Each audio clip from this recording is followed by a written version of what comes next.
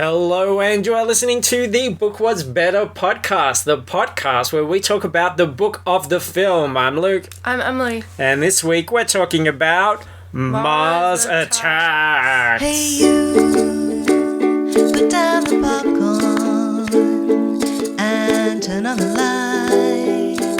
It's gonna be alright, my friend. In the end, take my hand. Trust me, the book was better. That Mars has some attitude, doesn't it? I mean, here we are, beautiful little blue planet. They come and attack us. Caught us with our pants down in 1996, which was quite a shock to everyone involved, especially audiences and readers of this particular book. Right.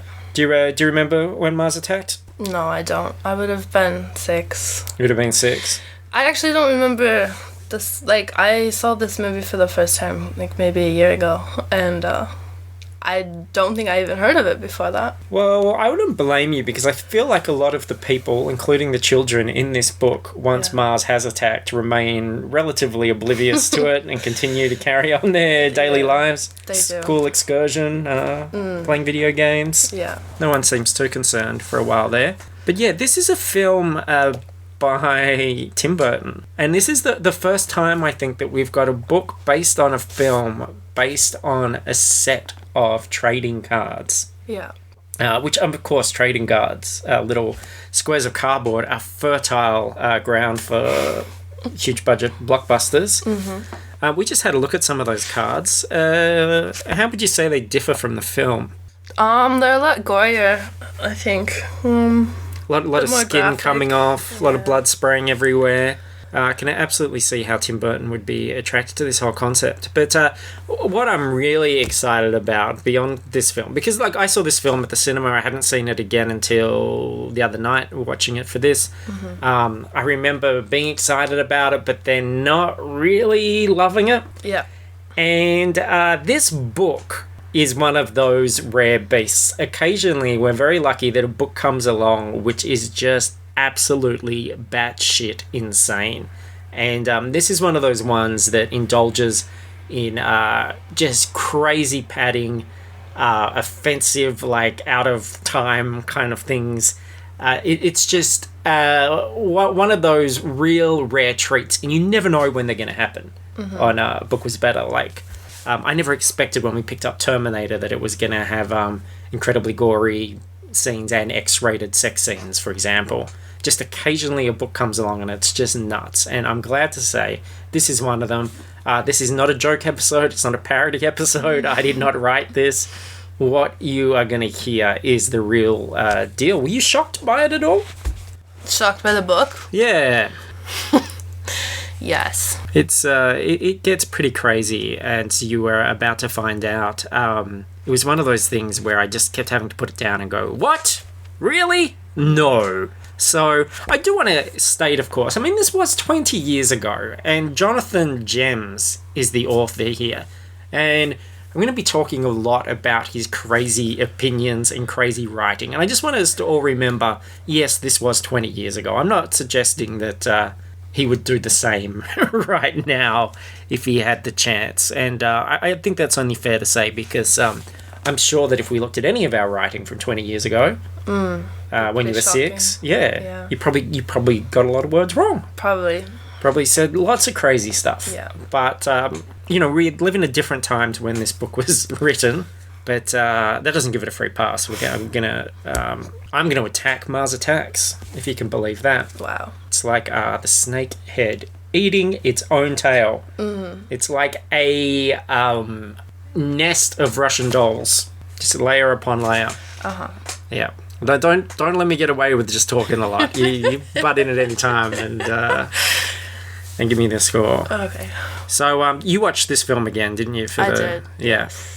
Do we want to give you a sort of like general opinions on the? So the big thing I guess that anybody would probably notice about the film is the cast is crazy. It has everyone in it. Yeah, and people that we didn't even know, like, back at the time were famous. Yeah, they weren't famous yet. Yeah. So even the small roles are big roles. Yeah. Yeah, I read that they were originally going to have 60 odd, like the original script had 60 odd cast members, like characters, and they whittled it down to about 27 or 23 or something. Okay. And I almost feel like I wanted at the top of the show for us to start listing these people, but we're going to reveal them all as this episode goes, so maybe we'll keep that up our sleeve. But yeah, you've got a huge cast, and the first thing you notice when watching this film is that they are absolutely squandered. Like, you expect big things from them, and I don't know if they ever really get the opportunity to deliver that, because no one has any room to breathe in this thing. Yeah, there's just too many characters. And the other problem is you go 35-40 minutes before the aliens turn up, and that storyline up until that point, the characters are kind of funny, but they're not really funny. Like, you're not really laughing. Yeah. You're not really engaged, because the things that these characters are going through are pretty simple, straightforward things, like the woman who wants her children to go to school and not hang around in an arcade all day. So the stakes are kind of low, and you're not really invested, and you just keep thinking, you know, they cast this person, surely they're going to do something.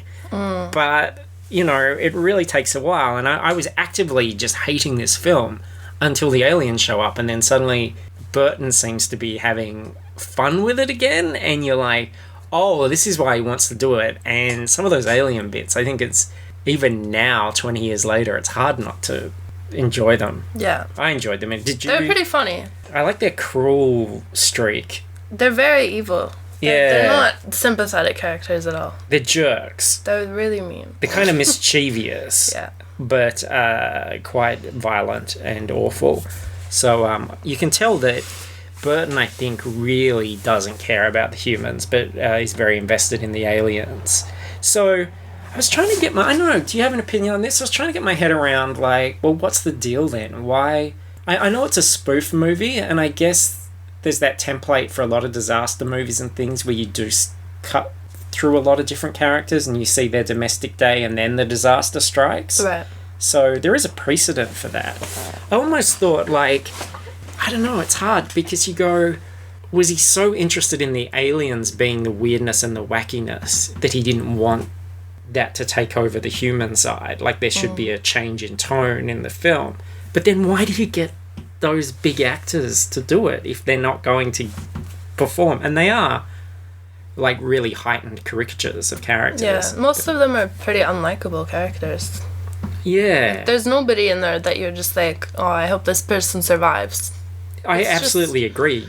They're all pretty shitty people. So is that a fault of the filmmaking, or do you think that's deliberate so that we root for the Martians? Like, that's what I couldn't figure out. Yeah. It's hard to say, because they're not so terrible that you're like, I hope they all die, but it's not like, oh, I hope that one person survives, because they're just all, they're a little bit annoying. When I read the book, I hoped they all died. Okay. I couldn't wait. I just kept flicking forward. Yeah. So Jonathan Gems, he's the guy. Now, this is interesting because he also wrote the screenplay. And that's happened a couple of times in the past on the show. And you think, you know, this could go any way. Like, he's the one that's close to the source material. He's either going to fill in details that we didn't know and do things that he wasn't able to do in the film, or he's so happy with his work and he's so convinced that, yep, that's the story I want to tell, that it's going to be sort of A to Z. Right. Turns out it's kind of neither. It just goes completely wacky. And this guy also wrote the unproduced sequel to Beetlejuice, which was called Beetlejuice Goes Hawaiian, which I've heard about in the past. Okay. And being a Beetlejuice admirer, I was like, I've always felt, oh, what a shame that never happened. Right. Having read this guy's work now, I'm like, I think we dodged a nuclear missile. Probably. And he's not really done any other novels. He's actually a playwright from the 80s, and his work includes Naked Robots and Susan's Breasts. It's pretty creepy. Yeah. It just sounds a bit weird. I think he's a little bit of a... Perv? I think he's an eccentric, for sure. Weird. And the other thing is Tim Burton is the guy that wanted... See, that's the other thing I couldn't figure out, because when I'm watching it, I'm going, oh, Burton doesn't care about all this. That's fine. Like, he wants to do Mars Attacks. Someone writes the script. They hand it to him, and he goes, yeah, and he gets through that first act, but he really just wants to do the aliens. Right. But then you find out that Burton was the one that pitched this thing, because he had the trading cards, and Burton co-wrote the script. Okay. But he didn't get a credit. And which is interesting because the beginning of this book confirms that. It says for Tim Burton, who co-wrote the screenplay and didn't ask for a credit. I thought, oh, he's being noble. And I think he's just being smart because, like, you don't want your name on this. Exactly. But I just can't imagine he wrote many of these characters. I feel like maybe all those, the business with the aliens, like, like we'll talk about this more later, like the Washington Monument and all that sort of stuff. That's the kind of thing I would expect that Burton's written. But the characters are just gubbins. Yeah. All right, we need to get into this, don't we? Okay, this is the beginning. Let's alternate. You can start us off, Emily. Okay. Look at these shoes, said Sylvia. $28. Alfred Lee looked at the high-heeled, shiny white pumps with the crisscross straps that gripped his wife's feet. Very pretty. They were in the kitchen. Alfred returned to bagging the garbage. Sylvia knew he would not criticize her for buying these frivolous shoes. These shoes would nourish her through the summer. Alfred and Sylvia were immigrants from the Philippines. They had met 13 years before at an English class in Los Angeles. The first time he laid eyes on her, Alfred was smitten with Sylvia, who worked as an assistant cutter at a small clothes company called Playdeck Fashions. Okay. Alarm bells going off. Yeah. Already, right from the beginning. Who the hell are these people? Exactly. Now, you remember the opening scene of the film is, what is he? He's like a cattle hand going, I can smell beef burning. And he says to the Vietnamese neighbor, are you guys like doing a barbecue or whatever? And he's like, no, it's not us. And then a whole herd of flaming cows go by. Yeah. It's about a 30-second scene. Yeah. And then you see the saucer disappear from the incident. And you go, I've got an inkling that Mars is going to be attacking in this film. Yeah. That's all it is. Yeah.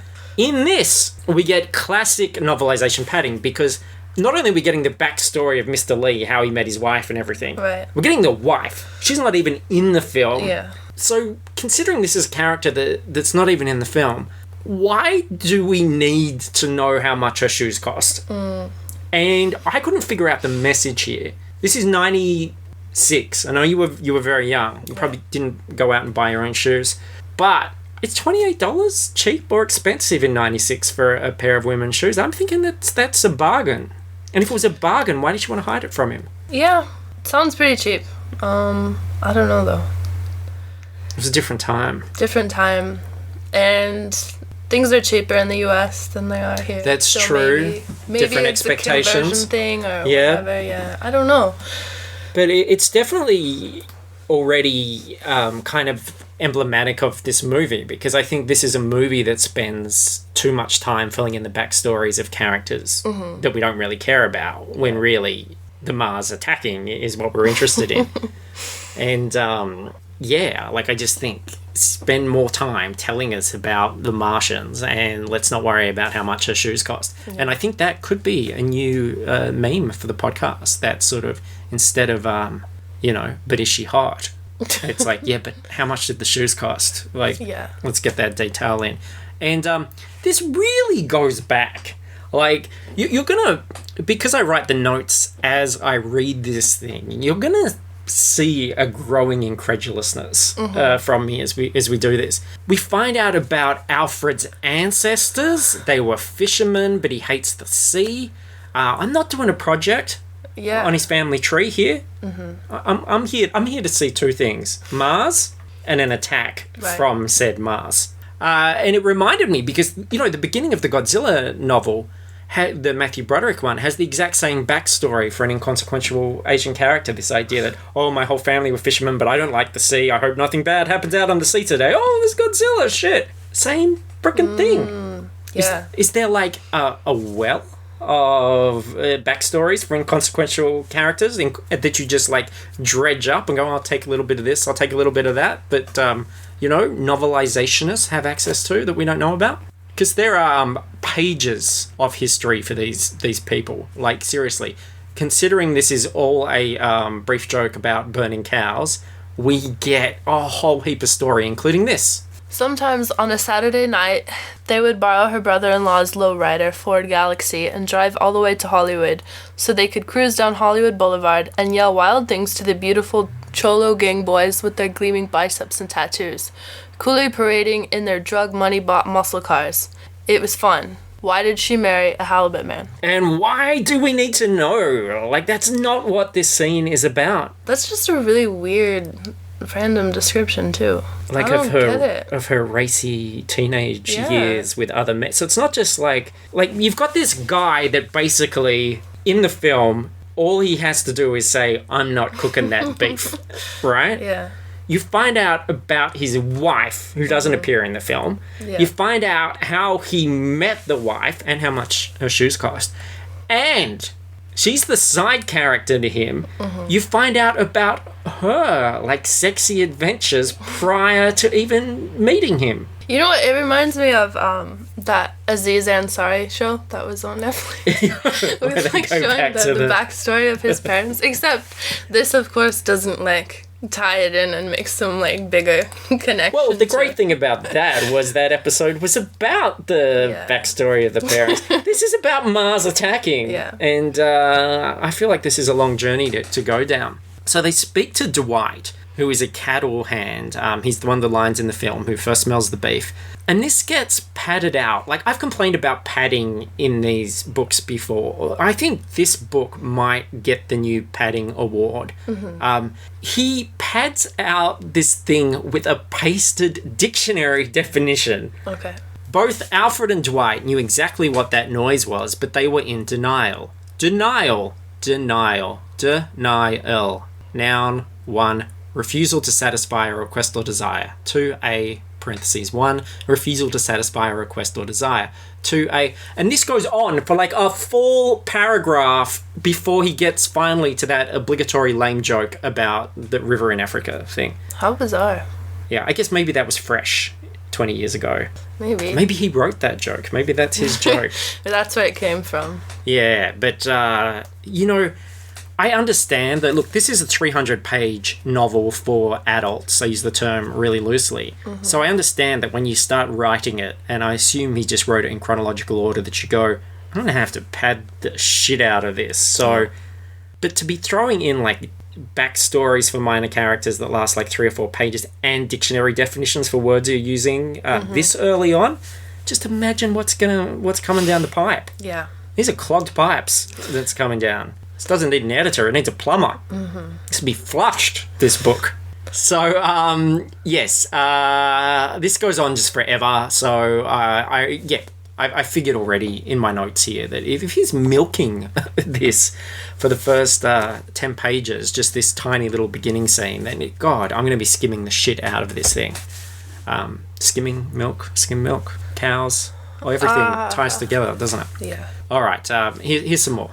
Dwight, Alfred, Sylvia, and the kids clung to one another, too terrified to speak. The crowded tractor was like an island in a sea of flaming beef. Terrified. So, see, this to me sounds like the American dream, right? Beef? Just flaming beef everywhere, a sea of it. I don't know, like when we did Kazam, kid got 3 wishes. He wished for hamburgers to rain down from the... like, so this is a dream come true. I don't know. They're from the Philippines.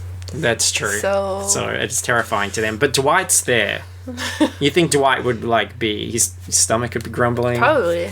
He'd be ready to do this. Anyway, turns out... This might shock you, Emily. I don't want to spoil it for everybody, but Martians did it because they're attacking. Wow. So then we get a couple of pages of padding which are facts about the planet. Like this one. Mars is a smaller planet than Earth, but the Martian day is very similar, being 24 hours, 37 minutes, at an obliquity of 23:27. I don't know how to read that. I don't know either. I'm assuming it's not inches. It's probably degrees. Okay. 23:27 degrees compared to 23:29 degrees for the Earth. I don't actually know. I don't either. And then, like, he gets very scientific about... and, you know, I don't feel like this is the scientific Mars. Right. Like, when I watched The Martian, best comedy of last year, I feel like it's doing a very different thing with Mars than what Mars Attacks is doing. Yeah. So I don't know, hearing all this like scientific information about Mars for a couple of pages is particularly helpful. Yeah. Like I feel like maybe he's kind of sucking the fun out of this attack. Yeah. It's, yeah. There's no point to it. I also think, like, what's the special thing about this story? Is it the humans or the Martians? Like, what makes it unique? Like, it's not called Woman Bus Driver. It's called Mars Attacks, right? Yeah. So you think if you were going to do backstories, why not tell me about the alien civilization? Yeah. Tell me about the friggin' robot that happens later. Tell me how it was built and when they first used it and the testing things that they did and all that sort of stuff. Like, fill in that. Tell me what the Martian leader, like, how he grew to that position and all. Like, if you're going to pad it. Or why they're even attacking. Like, that's not mentioned, is it? Shit. No, I don't think it is. Like, why are they so mad? It's because they're jerks. Yeah, I guess. But still, he had an opportunity, right? Like, He could have put that in there. if you got to pad it out with the interesting stuff. But no, He's an idiot. we got the the shoes, the shoe cost. Yeah. Anyway, there's more where that came from. The noise was deafening and the ground shook as the massive Martian fleet ascended through the thin atmosphere and rose into the pale red sky like 3,000 spinning frisbees. Now, that's the opening sequence, essentially. Do you want to just a quick description of that for people that might not recall it or might not have seen it? The opening sequence. Do you remember? Not really. It's the Danny Elfman theme, which is amazing, and Okay. all those sources in formation rising out of Mars and going to it is seriously the best thing in the film. It is so good. You might have I it's might the have opening been sequence. texting It while that might have been a was good time going to go on. and get a drink, go into the other room. You're like, oh, it's credits and sorry. stuff. But no, it looks absolutely wonderful, and you're like, holy shit! I remember being in the cinema. That music, you're seeing this big fleet of ships, and you're like, this is fantastic. And then the whole thing slows down for 35 minutes. So we cut to Washington, D.C. Now, look, you know surely more about this stuff than I do, right? Really, yeah. So, if there's anything you want to throw in when we're talking about America facts, he's proven they don't have to be relevant to the story we're telling. Yeah. Like, it could be anything. Okay. Let us know. Okay. So, we cut to Washington, and a lot of books will just put a caption. Washington, D.C. Right. Done. This guy gives us a whole bunch of facts about it for a couple of pages. Like, did you know that? The oldest house in the District of Columbia is Old Stone House in Georgetown. This was built in 1766 and is a good example of the solid, unpretentious buildings of the colonial period. Doesn't appear in the film, but it was really good to know that, Really just in good to case know, you're going to do a project or something later. Did you know that already? I did not know that. Well, there you go. Yeah. So this... New America fact for me. Yeah. All right. Now, we're going to get to know these characters. And I would suggest... Do you think it's probably a good idea, like, everybody listening maybe gets out if they're near a piece of paper, something like that, you're going to want to keep track of these characters. Yeah. When I say we're going to introduce the characters, I'm guessing that that's going to be about the next 20 minutes of the podcast. Yeah. There's a lot of characters. In fact, there's so many characters that really... I just focused on telling you about all the characters, and I didn't really talk about what they're doing. And then I just went to the attack, because I was kind of exhausted. Yeah. All right. Now, there's a lot of big actors in here. Some of them you won't know, but I've put their names anyway as... For consistency. Right. I'm a consistent guy. It's like the show is consistently very good. It's a good example. Press Secretary Jerry Ross, played by... Martin Short. Martin Short. What happened to Martin Short? I don't know. He used to star in movies, though, didn't he? Like, in a space... Oh, see, you're not old enough. Yeah, I'm just like, Martin Short. That Yeah. guy. No, I'm sorry. I don't really know. He came up short much on Martin about Short? him. Okay. Yeah. It was like in stuff like Inner Space. You know Inner Space? Nope. That's the one where they, like, it's got Douglas Quaid and Dennis Quaid. And they, like, someone shrinks and they inject them into someone's body and they travel around the body. It's like a remake of The Fantastic Journey, which is even older. I'm just going to stop. Russian dolls of references. And just keep pulling them apart, hoping that inside that you'll recognise one. But, of course, the further we go in, the smaller the chance. What a metaphor. Anyway, Martin Short plays press secretary Jerry Ross, described as... Jerry Ross knew a good media story when he saw one. That's valid. Uh-huh. That's good for a press secretary. Then we meet General Jack Decker, which is Rod Steiger. I don't know this guy. He's bald, he's old, he's in his 70s, he's got sunglasses on, he's a big, burly, militant general. He reminded me of Lawrence Turney in Reservoir Dogs. Mm-hmm. He'd seen action in Korea and Vietnam and received a Purple Heart for killing 7 Viet Cong in one night with a Bowie knife. Jerry Ross thought he was a big fag. What is that about? I don't know. Not only is that, kind of crazy offensive, Yeah. but I think it's so... why would you draw that conclusion? He's the most classic militant general, nuke them all. Yeah. Why would you think that about him? Maybe it's maybe he's one of these super conservative people that are closeted, and you find out later that they've been having sex with male prostitutes the whole time. Okay, so you think, he's interested in, these big missiles, and it's because he's thinking about, giant dicks... That's the only... exploding out of possible silos. conclusion you could draw. He wants to invade everybody. It doesn't really... Yeah, I don't know. I think it's out of line. It's weird and, rude. So from there, we go to popular African-American general Ben Casey, played by Paul Winfield, another name that we might not be familiar with.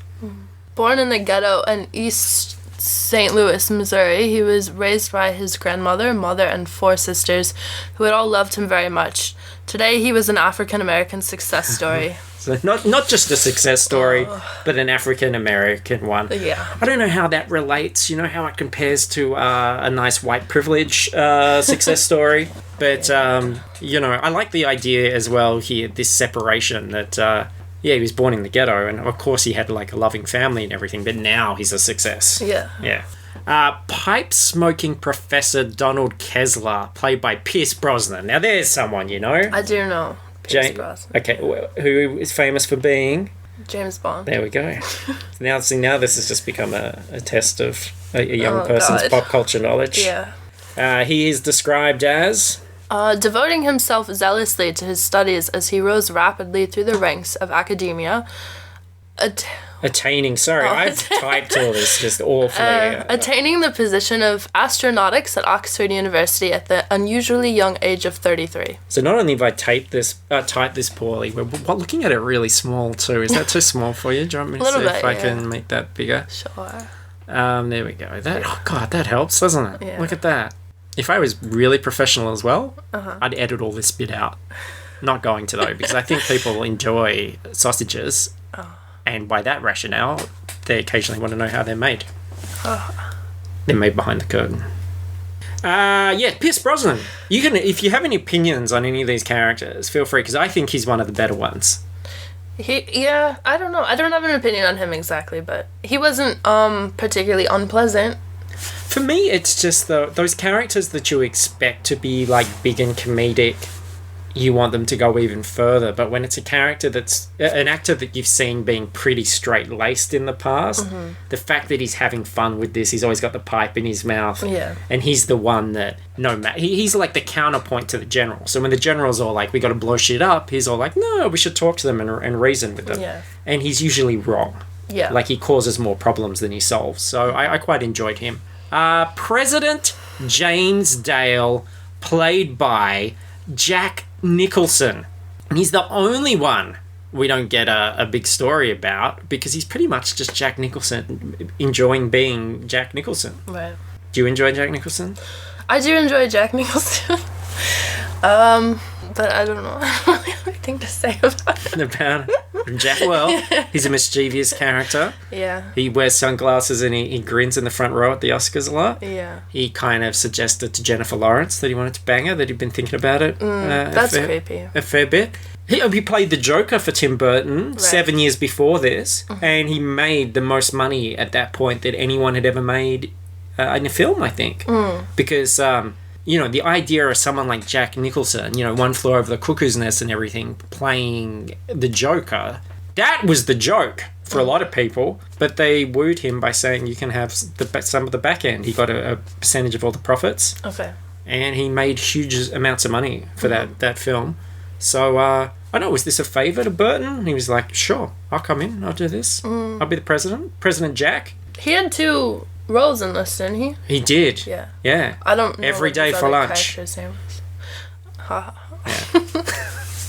But yeah, he had another character. He has. He's going to come back. Yeah, okay. Jack is back. Okay. I'm gonna. Yeah, don't worry. All right. We're only. I This just is wanna make sure you this is didn't the miss tip of the iceberg Okay. for these characters. Yeah. Yeah. So yeah, Jack Nicholson, the president. Was this 96? Here we go. Here's testing your American knowledge. Right. Was this Clinton? It was. It was. Yeah. So there you go. I mean, Clinton was a roguish president, someone that was a bit of a lecherous scamp. Yeah. So Nicholson seems like appropriate. He did seem like it was a fitting role. Yes. Jack Nicholson, I could see him being the president. Yeah. Why not? President Jack. He's already the president of Hollywood as far as I'm concerned. Yeah. First lady, not just, and she was the first one. Marsha Dale, played by Glenn Close, who I always confuse with Meryl Streep. They do look kind of similar. Yeah. Like, you think about a lot of movies, and then you go, oh, who was that? Who was that? Who was Fatal Attraction? I think I've seen that. Glenn Close. Maybe. I think. I don't know Yeah. who was in it. That's right. I know Glenn Close from 101 Dalmatians. Yes! It's just Cruella de Vil. Definitely seen that. There we go. Look, we've all got our point of reference. Yeah. That's fine.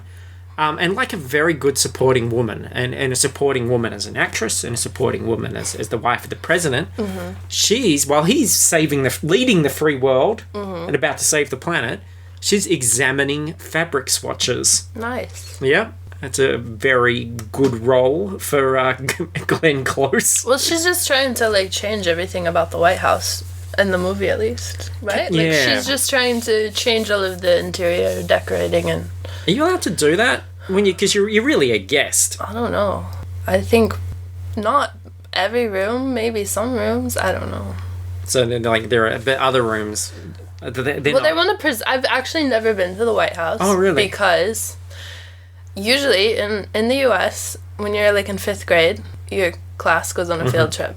When I was in 5th grade, September 11th happened. Oh. And so I didn't get to go. We were going to go to Washington, D.C., but it got canceled because the terrorists happened. Basically. They were like, no kids traveling to Washington, D.C. this year. So did this movie piss you off then? Because those 2 kids go to the White House on a field trip after the aliens have already attacked. That's a good point. Yeah, it's not really fair. Did you flip the table? Because I would have been like, well, hang on, it's good for them, but not for me. Yeah. I was in America in 2001. That's when I went. Oh, I was okay. there in July. So I just missed out on all the craziness. I was very lucky to sort of go through before all that changed. Before Dr. Doom cried. Yes. So their daughter. We're still doing I told everyone this was going to take 20 minutes. I think that was Right. generous. Yeah. Their daughter is played by Natalie Portman. Yay. 15 years old, supposedly, this character. And her name is Taffy. Weird name. Yeah. And she's at home currently with tummy trouble. So, I don't know. Is there subtext there? Pregnant? Diarrhea? Both? Gonna have a little poopy baby? Yeah, that's gross. I'm just trying to get whatever reaction out of you I can. I think they're Emily. probably insinuating that she's menstruating, but maybe she's pregnant with diarrhea. I don't know. There we go. Look, that's it. Who knows? We don't have all the answers, but we're putting stuff forward for people to find out. I think she's pregnant with diarrhea. All right, now a brief pause, because they were our Washington characters, and there was about, 25 of them. Now we go to Las Vegas, and before we meet the Las Vegas characters, Jonathan Gems, the author, takes the opportunity to insert some facts about monkeys and apes. Okay. He does this for at least 2-3 pages of just talking about monkeys. So bear in mind, Mars is attacking. The president has already seen that pretty much that there are sources in the air. Now we talk about monkeys. This is one of the things we learn. Primatologists coined the term hedonic and anhedonic in order to classify two types of ape. Basically, the hedonic monkey doesn't fight and the anhedonic monkey does fight.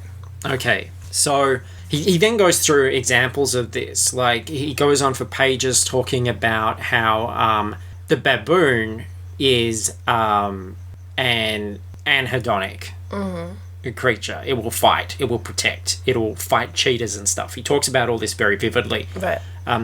Which is weird, because he's going into all the science, but notice how he goes in order to classify two types of ape, and then he talks about the hedonic monkey and the anhedonic monkey. And monkeys aren't apes. So it's like, what are you talking about, dude? Like, you're talking about monkeys or you're talking about apes? Okay. Because they're different things. Yeah. Well, one has a tail. The other one doesn't have a tail. Right. So then he talks about baboons, apes. And he talks about how they won't fight and everything. And then he talks about chimpanzees for about a page and talks about how they're hedonic. They don't fight. They're more interested in having fun and pleasure and stuff. And all of this sort of science lesson is about saying eventually that Las Vegas is full of hedonists. Okay. A long way to go, dude. Yeah. Yeah. Weird. And then he describes every building along the strip. He really does. He goes, oh, there's this casino and it's done in this style and it looks like a medieval castle. Next to it is this and it looks like this. And you're just like, holy shit, just tell the story about that time that Mars attacked. And this was before Wikipedia, so like, where did he even get all of these random weird facts? I think the library. Was he reading an encyclopedia? I think he really was. I think that's sort of what was interesting, is that maybe you're more inclined 20 years ago to do this because you think, I have to actually go out and find this information and put it in, or I already know a lot about Las Vegas, so I'm going to share my information about Las Vegas. And you think, this is stuff that people can't readily access, therefore, or without going to some effort, therefore it's going to be of interest to people.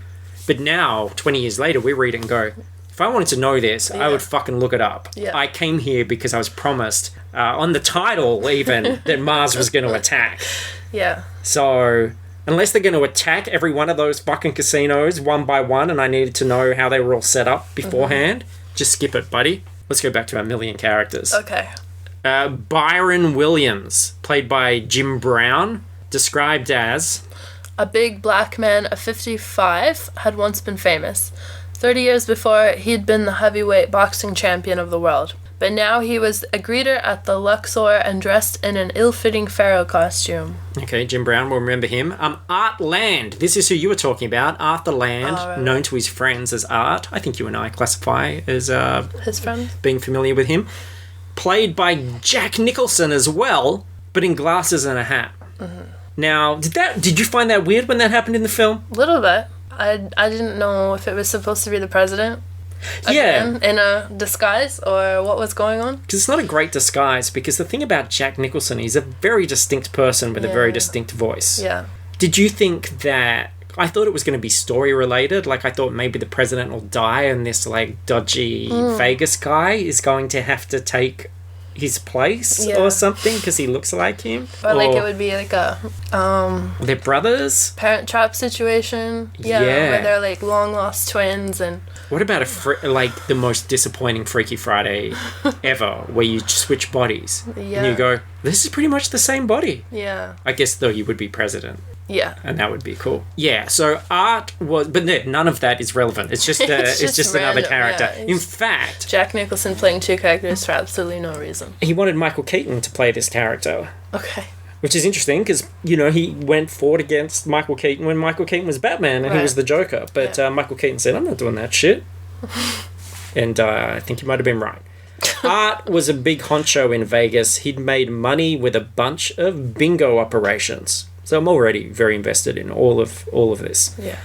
Art's wife, Barbara, played by Annette Bening. Do you know Annette Bening? I know the name, but... She was, I think, wasn't she Warren Beatty's wife for a while there? Yeah. Or maybe she just played his wife in a movie. God, see, look, these people, they were like big names. But yeah, it's true even for me. Like, these were people that headlined a lot of films. But now, it's all starting to drift. Yeah. She had the vulnerability of the recovering alcoholic, something he could relate to. Byron found her very attractive. I can relate to that. Who doesn't love a lush? Recovering alcoholic. Yeah. Byron's ex-wife is bus driver Louise, played by Pam Grier. Mm-hmm. Do you know Pam Grier? No, I don't. Pam Grier was Jackie Brown Okay. in Tarantino's Jackie Brown. I haven't seen that yet. But the reason he cast her in that is she's like this wonderful, like, 60s, 70s blaxploitation actress. She was Black Coffee and all these, like, really awesome, kick-ass, strong female characters. So here, she's a bus driver who has 2 kids, Cedric and Neville. Cedric's played by Ray J. I did see that. You know Ray J? I do know Ray J. I don't know Ray J. Tell me about Ray J. So Ray J is like an actor and a rapper, I think. He's probably most famous, though, for making a sex tape with Kim Kardashian. I have seen his work. I didn't realise. I was focused on the other part. Yeah. He's a kid in this movie. So that's Shit, so weird. the kid in here is the one in the that art film Yes. that I watch. Yeah, okay. So she really wants them to go to school a lot because she doesn't want him to end up making an art film with Kim Kardashian. So how that worked out. So look, as I said, she is like Hollywood royalty. Pam Grier, awesome lady. Mm-hmm. This is what Jonathan Gems has to say about her character that he created. Like most Americans, she was a mutt, but what an exotic one. Say it to her face, motherfucker, and see what happens. I think that's rude. What does that even mean? An exotic one? He talks about how she's like part this and part that and a bit Native American and all these other things. We're all a mix, I suppose. Yeah. But a mutt? You don't call her a fine, like, distinguished lady a mutt? Yeah. Just because you're typing it doesn't mean you're going to get away with it. We cut to Manhattan. We get a whole heap of Manhattan facts we don't need. I didn't even paste these ones in. And more characters. These are our Manhattan characters. Mm-hmm. Natalie West, played by Sarah Jessica Parker. You know her. I do, yeah. She was the horse in Seabiscuit. Yeah. Yeah? The horse in Seabiscuit. Yeah. I remember little Tobey Maguire riding her around. It's pretty amazing. She is described as a 26-year-old blonde, covers fashion events and interviews designers and models. So she's got a TV show and she's really ditzy. I'm not a big fan of Sarah Jessica Parker, but she's the other character I probably quite enjoyed. I liked her in this. Yeah. I don't know, I kind of do like her. I kind of like Sarah Jessica Parker. She's actually, I think, so the first movie that I ever saw her in was Hocus Pocus. Oh, yeah. And I loved that movie as a kid.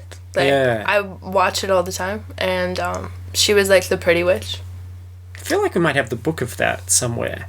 But yeah, I love her look in this, and she's a fun character. Yeah. So yeah, she's one of the better ones. And what happens to her is pretty great. But we'll get there eventually. We just got to introduce all the characters first. Mm-hmm. And her chihuahua, Poppy. Mm-hmm. That's important too. Yeah. Hotshot reporter Jason Stone, played by Michael J. Fox. I forgot Michael J. Fox was in this thing. I love Michael J. Fox. Yeah. This is pretty much his character summed up in a sentence. Hair looks good. I like hair. Jason said to himself admiringly. So wasted in this film. I mean, this is Michael J. Fox, probably one of his last like big movies too. Yeah. And what's he doing? Just being like a stereotypical reporter dude. Yeah. And he's the partner of Sarah Jessica Parker in this film. Yeah. Then we have to interrupt our still in progress character countdown. We haven't finished yet because President Jack Nicholson tells the world, yes, that the sources will be arriving soon. But forget all that. I thought this was one of the more memorable sentences in novelization history. Taffy, the president's daughter, was sitting on her canopied bed. She'd devised the canopy herself, looking at her Kurt Cobain poster, which had satisfyingly raped her mother's silk wallpapered wall. Which had satisfyingly raped her mother's silk wallpapered wall. Kurt Cobain. Look, good writing conjures up an image. And that's really something, right? That's a very interesting sentence. I feel like that sentence needs a trigger warning. It's pretty rough. Yeah. I know, like, I could be fair. Kurt Cobain did write that Rape Me song, but I don't think he was talking about wallpaper. In the White House. Yeah. And this was a 15-year-old girl as well. Yeah. It's not right. Okay, look, I believe we were in the middle of something, and that was introducing the characters of this story. Yeah. We're not finished yet. I think we've passed the 20-minute mark, but we've still got lots of characters to go. This is all very important. Donut-selling teenager Richie Norris. We're in Kansas now, by the way. This is the one time, like, if you went, Kansas, we're not in Kansas anymore, I'd be like, no, Emily, we are actually in Kansas right now. Richie Norris, played by Lucas Haas. Mm-hmm. I can Haas Lucas. It's like a cat, a lolcat thing. For the last 3 hours, he'd been smoking joints and watching the store's ancient black and white TV, sitting on an old car seat taken from his grandma's derelict 64 Ford Falcon. And speaking of Grandma, she's here as well, played by Sylvia Sidney. I don't know Sylvia Sidney. Have you heard of Sylvia Sidney? I looked her up, actually. I don't know why, but I looked her up on IMDb. She was, like, famous. Just glamorous, like, black and white lady, wasn't she? She was really beautiful, and and she's just playing, like, an old senile grandma. And in this movie. The book takes it even further because, I mean, well, here we go. Slumped in the corner on a built-in couch was Grandma Norris, a line of spittle running from her mouth to her chin like a snail track. Grandma was 88 years old and missing a few marbles. Jonathan Gems is just taking away everybody's dignity. Yeah, she was not that messed up. He's shooting them down like little ducks in a row. He was like, oh, here's the general, fag. And you're like, what? And he's like, here's Kurt Cobain, wallpaper rapist. Here's Grandma, she's drooling. Here's the great strong Pam Grier, the old mutt. You know, it's just like, hey. Yeah. Hey. Well, even the grandson, it's just he's smoking joints. He wasn't smoking joints. No, he was a good kid. He was a respectable teenager. He needed a haircut. But that was the 90s. Yeah. He was a good kid. I had hair like that in the 90s. Did you? Yeah. Not pretty. So, Richie's brother, Billy Glenn, played by Jack Black. Did you know Jack Black was in this film? No, I didn't. Well, look, if you blinked or got a drink or anything like that. Missed him. Yeah. Missed him. He's like a meathead soldier type. He is determined to kick Martians on their butts. Mm-hmm. I find Americans in films are very, especially like when people are being like tough, very interested in bums. It's always like, I'm gonna kick your butt. I'm gonna get your butt out of here. I'm gonna grab hold of your butt and I'm gonna do butt things to it. That's true. I don't know. I'm just thinking of now. Have you heard the Toby Keith song? I don't know what it's called, but there's a line in it where he says, "I'll put a boot in your ass. It's the American way." Yes. Yeah, I don't know. Like, I always hated that. Like, so don't you think it's ironic then that when The Simpsons came to Australia, they made out like it was a big thing that the Prime Minister would put a boot in Bart's bum? And that's not our thing. We don't kick asses. But that's like the American thing. I guess. Yeah. What's that about? I don't know. Can you talk to your people about this, please, next time you're there? Those aren't the people that I like. The Simpsons people are very smart. No, well, that's true. I don't mean this guy. Yeah. And his girlfriend, Sharona, who is Sharona in the film and Meg in the book, is played by Christina Applegate. Mm-hmm. Can you look? We've got bloody Jack Nicholson, Glenn Close, Jack Black, Natalie Portman, Christina Applegate, Michael J. Fox, Sarah Jessica Parker, Pierce Brosnan, and Ray J. Who I didn't realize I was a fan of until now. and then there's like even there's Joe Weinberg, played by Danny DeVito. Danny DeVito is in this. Look, all the Batman people. Like, he was the Penguin. Okay. Where's Michelle Pfeiffer? Must have tried to get her in here somewhere. Said no. Actually, I did see. Did you see like a list of actors they had asked to be in the movie who said no? It was really interesting. Like, Johnny Depp didn't even do it. That's right. Johnny Depp they wanted for... he said no. Yeah. Well, who did they want him for? Was it the reporter? Or was it I'm not Pierce sure which Brosnan? character it was, I don't know. But... He wasn't having a bar of it anyway. And Danny DeVito is there. He's a Las Vegas lawyer with a drinking and gambling problem. And then even Tom Jones is in this thing, playing Tom Jones. Mm-hmm. I enjoyed that. Do you think that's unusual? Haha. It's not. No. Yes, it's not. We can agree on that. Okay, I think that's everyone. Mm-hmm. And that's all we've got time for. Thank you very much for listening. All right. Okay, so no. All right. Whew, we're going to get there. Mm-hmm. This is about patience, but we're working through it. 1996 was a time where you could say some really weird things. Well, what do you think about this? Am I supposed to read that? Yes. Okay. Yeah. It has long been... I know it doesn't look like it's part of the book, but this is actually part of the story, Mars Attacks.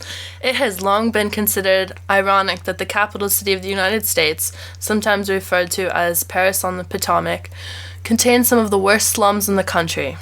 These ugly, depressed, and scary-looking areas are inhabited mostly by angry African Americans. Can he say that? I don't think he can say that. He is racist. I don't think that's a good thing to say. But then, like, to put this in context, he starts talking about historical context. Yeah. He talks about, like, again, I'm not exaggerating, a couple of pages he talks about slavery, he talks about Jim Crow laws, he talks about segregation, he talks about ill treatment of Native Americans. Mm-hmm. This is all basically to set up the chapter where the bus driver tries to get a kids out of an arcade and back to school. Okay. Like, what's he playing at? This is some very severe padding game. Yeah. This, and then again, like, this book is so weird. Like, what the fuck is this? Byron the boxer is feeling miserable, and the chapter ends with, Jesus Christ was a wonderful man. He tried to make people understand, forgive, have compassion, help the needy, admire virtue, but people never will. Jesus was a dreamer. He tried so hard. He even got himself killed trying, but he failed. And that's the end of the chapter about the boxer being, like, upset about his wife. Wow. Like, it's just all over the place. Anyway, I need some Martians pretty desperately at this point. I'm sure our listeners do too, because there's so much of this nonsense. There's 2 pages of Sarah Jessica Parker thinking about her schoolgirl fantasies of a teacher that she had, and how that related to the story of her father and mother meeting, and how she thinks that she didn't have, like, proper male role models and stuff, and that it was something like some weird thing with her father led her to fall in love with this teacher, and then that all, you get pages of that in order to basically go, oh, well, this is why she's attracted now to Pierce Brosnan. It's like, Mars, come and attack this shit already. We even get to know what the president's dog is thinking of the broadcast. Dogtagonist goes into the dog's mind, and the dog's watching TV, and the dog's like, I don't care if Mars attacks. I'm just enjoying all the pictures and colours. Dogs can't watch TV. They can't see That's it. like science. Right? Yeah. Where's your science Everybody now? knows that. Gems, except for Jonathan Gems. The library must have been closed that afternoon. Okay. Finally, Emily. Finally, listeners, we see a Martian who interrupts a television broadcast. If you think, like, look, if you're listening to this and you're thinking, this is like almost an hour long and we're only just seeing the Martians, so this is going to be a 5-hour podcast? No, because he spent so much time setting all this up, he's going to race through the attack. But here we go. This is a description of a Martian. What he saw on the screen was the face of something from a nightmare. There were teeth, a bony jaw, a vestigial bone nose, and an enormous skull-less brain. The exposed brain was covered in a ganglion of pulsating blood vessels, and below the bony forehead were 2 bulging red eyes. And I think, like, that's a fine bit of writing. That's fine. He can do that. So why not just concentrate on doing that? Yeah.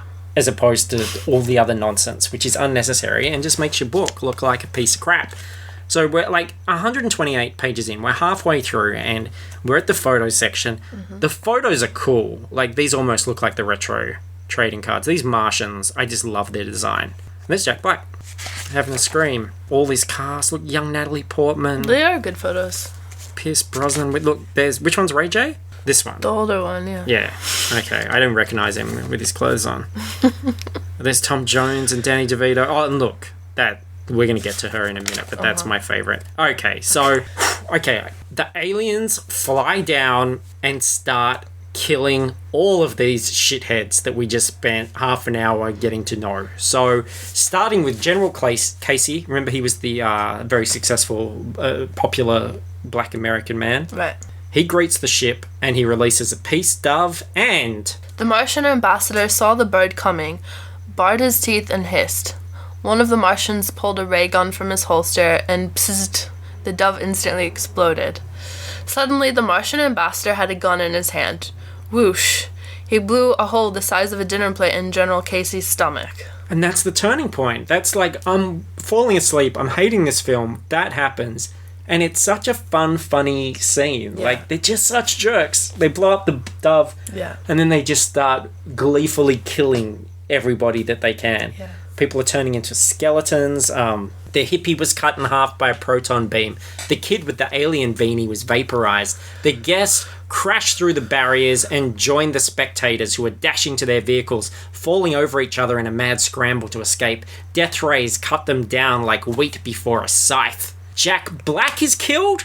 He was blown to 1,000 pieces. And as for Michael J. Fox, darling little Michael J. Fox, Marty McFly, this happens. Jason's clothes and flesh evaporated from his body.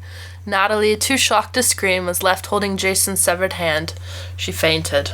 Yes, dispatched so quickly. We learnt his entire life story and he's already gone. Sarah Jessica Parker and her dog are kidnapped. And look, this is probably the only fact I learnt about the Martians from the book. Mm-hmm. So, as I said, he could have gone, spent all that time talking about their backstories. He didn't. He just picked human backstories instead. But we find out their hometown on Mars is called Gricklefttpt.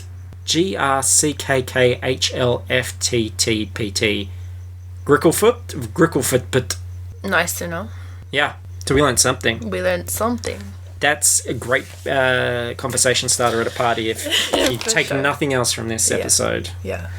Did you know that in the film Mars Attacks, the alien hometown on Mars is called Gricklefttpt? And then everybody leaves. And then he's like, the host is like, how dare you spit on my wife? You'll leave immediately, sir. And that's the end of that. Okay, so the Martians relax post-victory. Here, the Martian leader was reclining on his throne, leafing through a copy of Playboy. He was fascinated by the fleshy protuberances on the sternum area of Miss April. I don't know what even that means. Probably tumours or something. Yeah, I can't think what that would be. Yeah. The general, but that makes sense. That's where they get the idea for the alien lady. Okay. Yeah. Yeah. See, it's not just gratuitous. Yeah. The general wants to nuke them, but Pierce Brosnan wants to communicate with them, and the Martian leader agrees that he's going to come to Congress, he's going to stand before Congress, and he's going to apologize. They want to speak to Congress, huh? Said the president. That's good, isn't it? You bet. You know what this is, Jerry? It's a major victory for our administration. Okay, get out of the bathroom. I gotta do a potty. What a presidential thing to say. Stripping everybody of their dignity. I've heard like podcasts where people are like, I gotta go potty, and I'm like, oh, this is such a weird thing. And this is the president, and also it's like that's like supposed to be like a punchline to this scene. It's the president, he's got to do a potty. Like, that's the thing, this film with the humans, it's never funny. These characters are never funny. Yeah. Aliens are funny and they don't even have language. Right. They just say ack, ack, ack, ack a lot, which I think is pretty cool. I think maybe humans could learn from that example. Maybe we could learn from that example. Maybe the rest of the podcast should just be us saying ack, ack, ack, ack, ack, ack. Do you know how they made that sound? No. What I read was that they took a recording of a duck quacking and played it backwards. Yeah, right. Yeah. That's weird. It's weird. I like ducks. But now, I don't know if I can trust them. So the Martians, meanwhile, they found a way to improve Sarah Jessica Parker. The scientists moved away from the chair structure, revealing the head of Poppy, the Chihuahua, had been grafted onto Natalie's neck. Then I would watch Sex in the City. Like, you make that little change. Like, one of them has the head of a Chihuahua. I think you got a show. Yeah. I think that's interesting. That was pretty funny in the movie. It's really cool. I love that was a that good image part. of her with the straight fringe and the bob hair and the on the dog body, and when she's like cracking onto Pierce Brosnan and he's like, I enjoyed you flirting with me, and her tail starts wagging. It's really like all those little details, all the like visual gags. I think it really work well. I think they're really, it's just whenever a character talks, it's a problem. So the Martians go to apologize to Congress, or do they just start blowing up everyone again because they are such jerks. I love that as well in the film, how they're always like got the speakers, the translator going, "We come in peace, we're here as friends," while they're turning everyone into skeletons. As he turned back to face Congress, he whipped out a ray gun. The Martian guards also pulled out their weapons and opened fire. The first to go down was Dennis Veal, a great career cut tragically short. Then Chet Bickfield was dissolved. Then entire rows of congressmen. Politicians, leaping from their seats, were reduced into bones in an instant. So everyone's screaming, dying. They kidnap Pierce Brosnan this time. On one slab was Professor Kessler, completely dissected, but with all his separated body parts kept alive via tubes connected to a life support machine. And on another slab was Natalie's head, now sutured to the body of her chihuahua. I've heard that two heads are better than one, and certainly on the Martian ship at this point in time, very, very true. Yeah. They stole the bird as well, didn't they? They took the bird back. One of their aliens picks it up. I wonder if they were also... The dove? Yeah. Trying to prove if a bird in the hand was worth two. No, I don't know. The Martians figure out Martin Short, who plays Jerry. They figure out Jerry's weakness. He thought about it all the time. If he was angry, sex was the answer. If he was sad, sex was the solution. Whatever mood he was in, sex seemed to be the right thing to do. That gets the point across quite clearly. He belabors the point and talks about that for another couple of paragraphs. But yeah, sex guy, we see him with hookers earlier. So they send in the sexy alien, my favourite part of the film. This is Lisa Marie. We didn't mention Lisa Marie in the cast. You know Lisa Marie? No. She was, she's like Lisa Marie Presley, isn't she? Oh, She's okay. Presley, yeah. Is it Elvis's daughter or granddaughter? I thought he married her. Isn't he the one that he married? I actually don't know. I think Michael Jackson married her. Anyway, she's pretty amazing. Did you read that she doesn't blink in any of her scenes? Okay. Which I thought was really cool. Yeah. I love her look. I want to photograph someone dressed as this character. Yeah. Her hair was coiffed into an elaborate beehive. Her dress was made of some new translucent fabric, printed with delicate reddish pink swirling patterns. There's a director trademark. Yeah. The Tim Burton swirl. I didn't notice that, but... It was form-fitting right down to the ankles, but the material was so yielding that you could see every contour of her bod. And what a body! Jerry had never seen such breasts. They were like torpedoes. I like the torpedo boob. I say we bring it back. And what a slender waist, and what a perfect ass. She was so shapely. Everything on this girl was curved. Everything sang out, va-va-voom. You know when like someone's trying to make something sound sexy and then they just kind of lose handle of it and then by the end of it it doesn't sound sexy at all? Yeah. Va-va-voom, boy! It wouldn't work in Australia, would it? Hey boys, look, me tits are saying va-va-voom for ye blokes. It's not quite there. Yeah. It's a beautiful country, beautiful culture. I always think of, have you ever caught on back when people used to watch TV, like they would have stuff like Bloke's World. Okay. So it was just like, you know, a bogan show for bogans, and it was about like fishing and like footy and shit. And they would have like the token girl who would wear a bikini and stuff a lot. Okay. And I remember her coming in with a fish and going, "Boys, my snapper is ready." Wow. Yeah. Nice. So yeah, we do things pretty sexy here as well. I missed out on that. Yeah. It's part of our culture, laugh. And then he takes her to the Kennedy sex room, and which has like a big fish tank and stuff. She bites off his finger and smashes his head in. Go Team Martian! I'm on their side for sure. And then she goes to see the president's dog, Rusty, who was watching TV earlier. As the president's favorite pet, Rusty often traveled with him and was the envy of every dog he met. He was the canine equivalent of a billionaire because he had experienced an encyclopedic cornucopia of odors from all over the world. But he had never smelled anything like this before. His eyes popped open. What he saw made the hair stand up on his back. It was a Martian with a double D cup bosom pointing a gun at his master.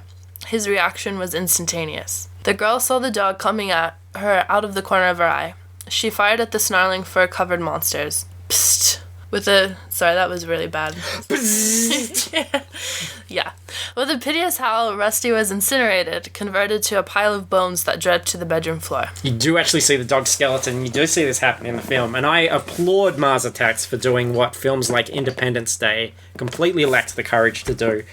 They killed the dog. Yeah. Very rare. And we looked at those old trading cards. There is a dog being turned into a skeleton in the old trading cards. True to the source material. Yeah. Because sometimes I watch films and I just go, why can't this be more like the trading cards? You know? Yeah. Yeah. I feel that all the time. Yeah. Yeah. I'm like, why such a big screen? IMAX, VMAX, extreme screen. Why not just project it on a small rectangle of cardboard that I can fit in my pocket and carry around? It's what I wonder. Like, okay, yeah, you're going to charge me $30 a ticket for the extreme screen. Why not charge me 25 cents and let me watch it on a piece of old cardboard?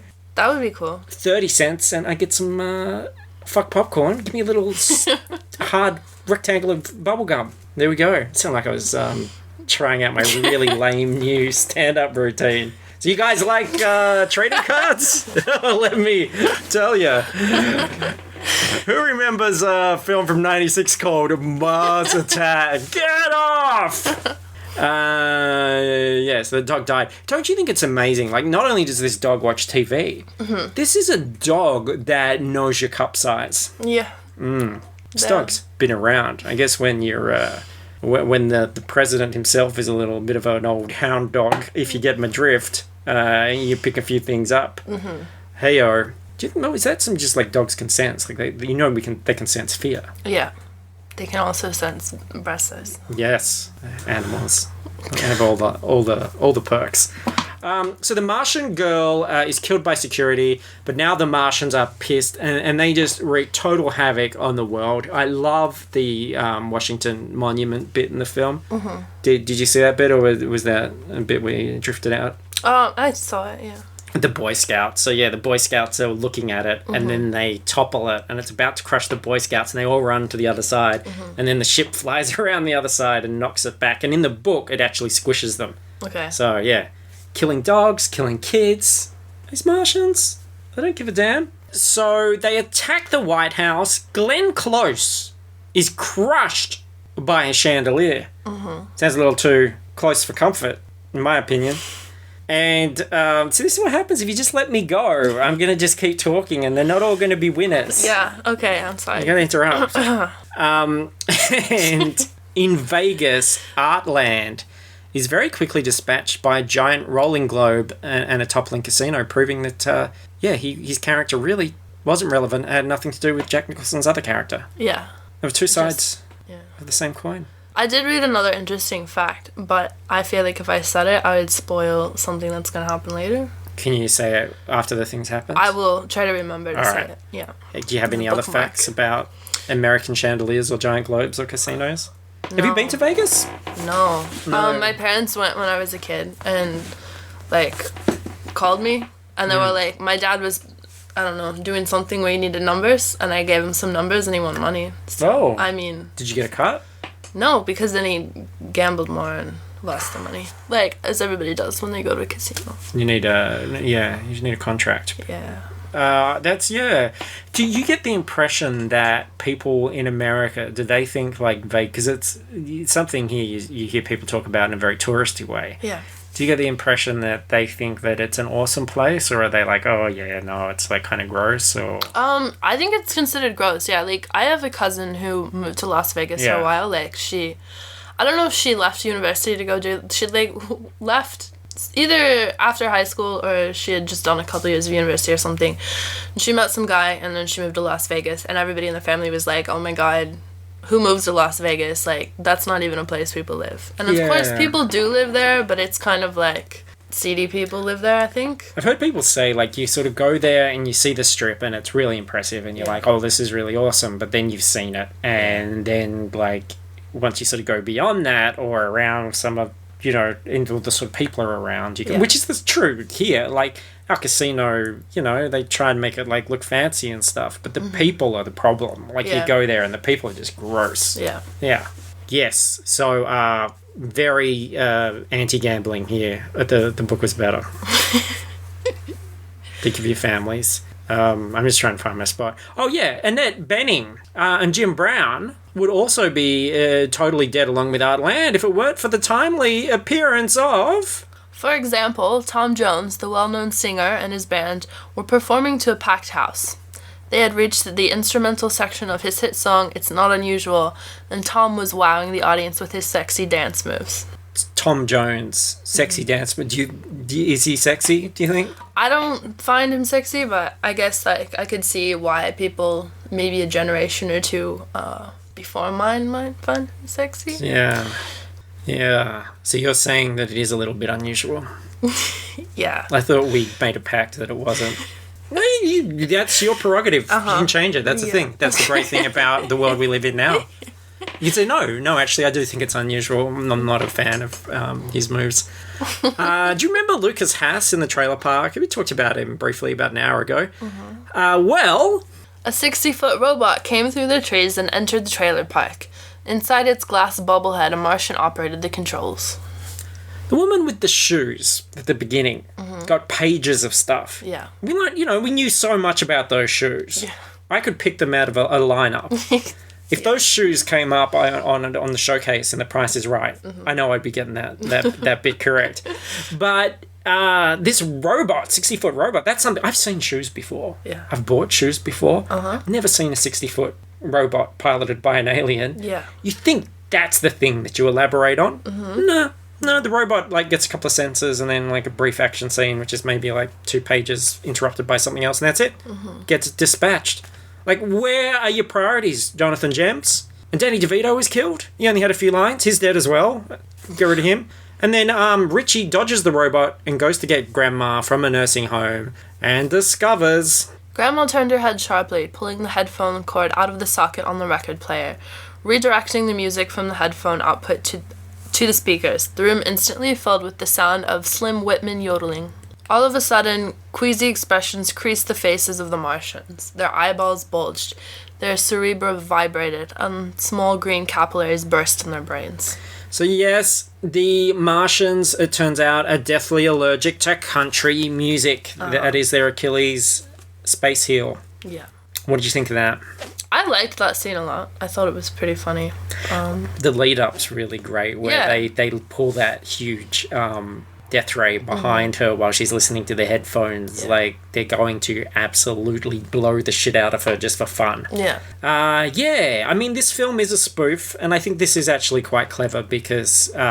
while, if you're cynical, you can go, whoa, would there be... It's a War of the Worlds reference. In my opinion, that idea that those aliens came in, they kicked all sorts of ass, but then they were allergic to germs, and they all die out kind of unceremoniously at the end. And these guys, it's country music. So but it's too late for the General and President Jack. The Martians invade the war room. They shrink the General and squish him. It was kind of a bit Charlie and the Chocolate Factory kind of weirdness there when he was.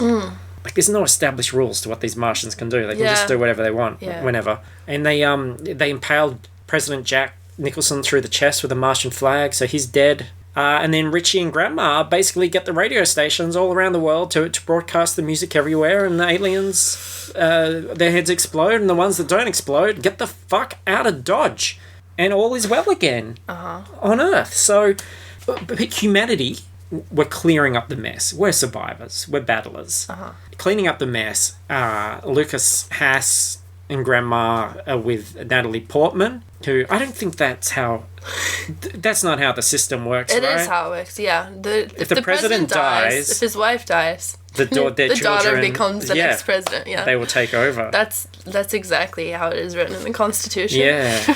That could be dangerous, because if something happened to Barack and those girls took over, it's going to be Ryan Reynolds Van Wildering at the White House all the time. Yeah. Nothing's going to get done.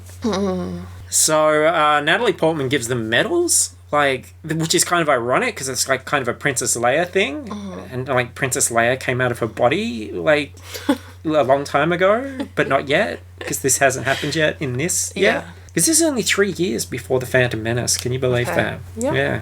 And she's given them medals. Did she give Grandma? I feel like someone She did give Grandma. Oh, okay. Phew. I thought she might have got 2 back. She only kissed the boy, though. She didn't kiss Grandma? No. That was really cute, though, when she kissed the boy. Yeah. Because he was like, you don't have to kiss me. Like, there was no reason for him to say that. And then she's Yeah. like, but I want to. And it was like, okay.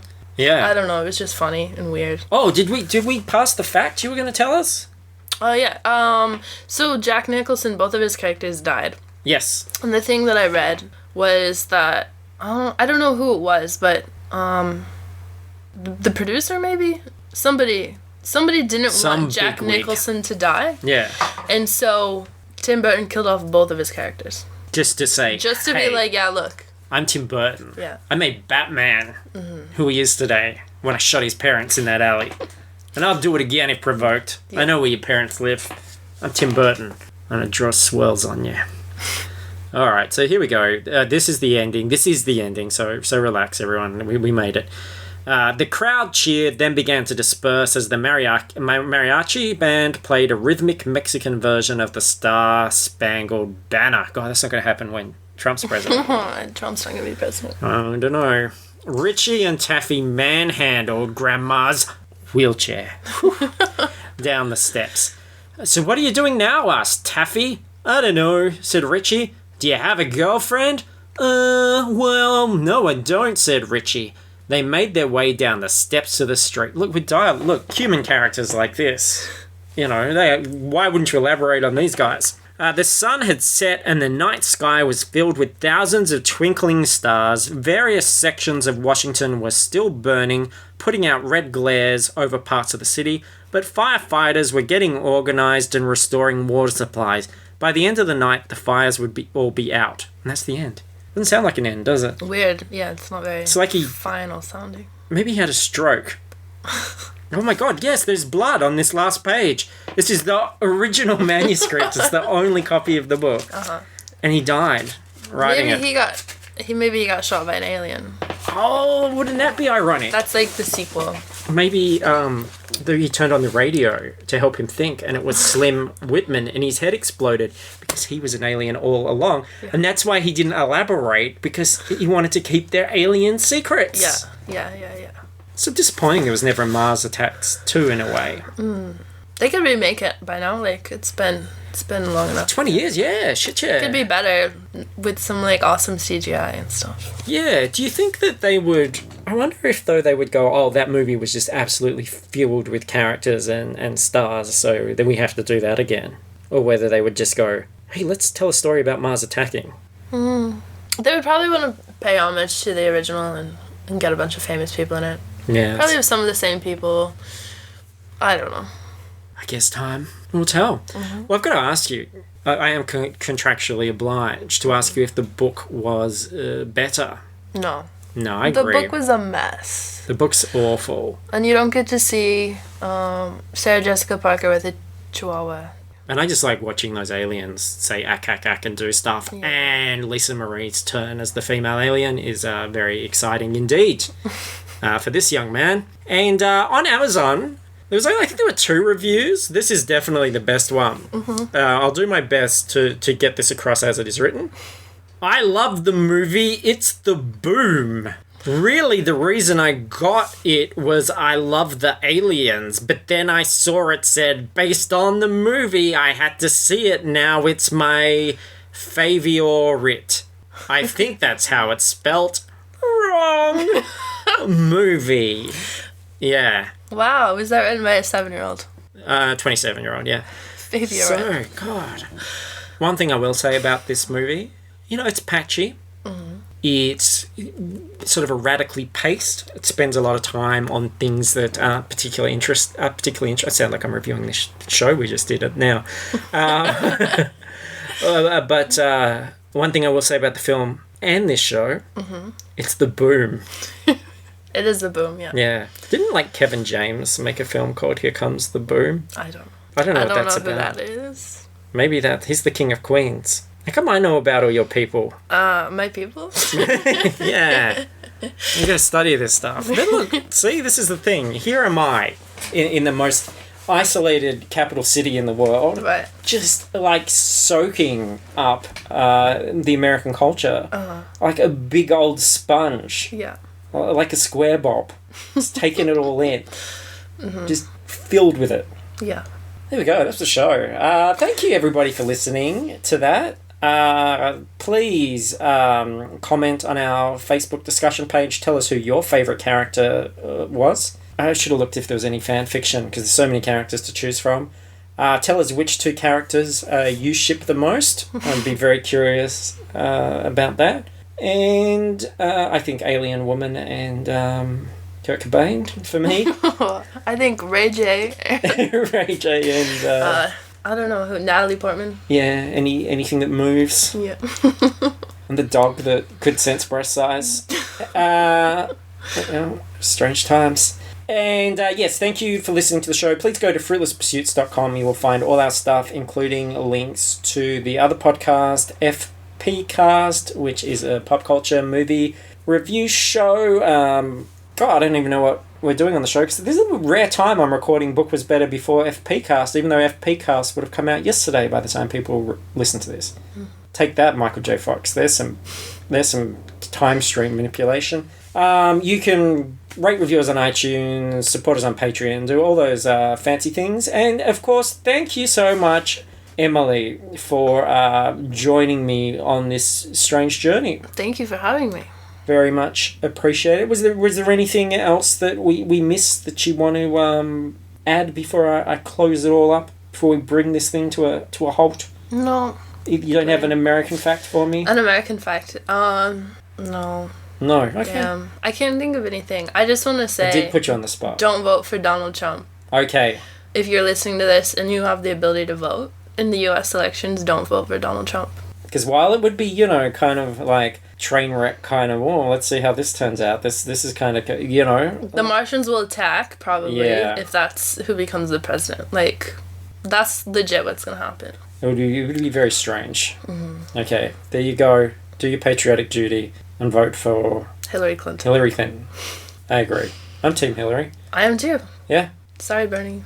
You got to say the thing. And then okay. I'm like, why isn't the show finishing? Because we haven't said the thing. They're like magic words. They close the show. Okay. Should I say it now? Okay, yeah. Catch you on the flips.